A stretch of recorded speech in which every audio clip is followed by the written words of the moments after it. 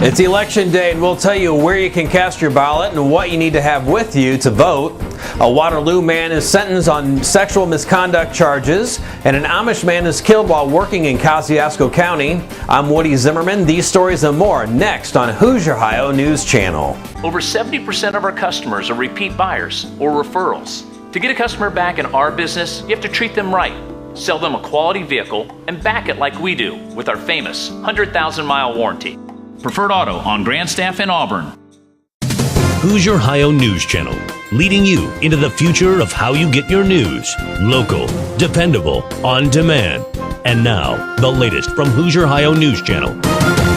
Today is election day, the day when we choose our future leaders. When you go to the polls today, you should remember that Indiana's voter ID law requires to have photo identification if you want to cast your ballot. Most polling locations will be open today until 6 p.m. If you don't know your polling place, you can find out that information at indianavoters.com. Get all of the election results after the polls close this evening on Froggy 106.7. A Waterloo man pleaded guilty to sexual misconduct charges and has been sentenced to 8 years in prison. 23-year-old Christopher Holton was in court yesterday to face the judge and learn his fate. A published report says Holton's victim was 7 years younger than he, just under 15 years old, and became pregnant as the result of that sexual contact. Judge Kevin Wallace handed down the sentence of 6 years to be served in prison with 2 years suspended. An Amish man was killed when the excavator that he was using rolled over on a steep incline in Kosciuszko County.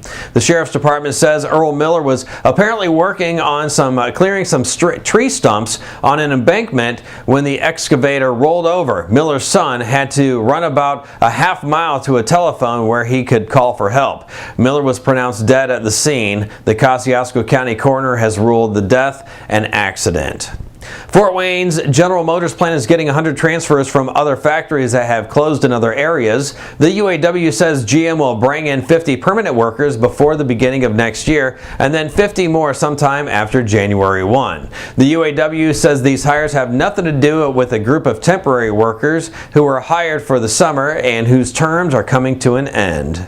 And that's the news for now. If you see news happening, let us know about it. You can email us at HoosierOhioNews@gmail.com. I'm Woody Zimmerman. Have a great day.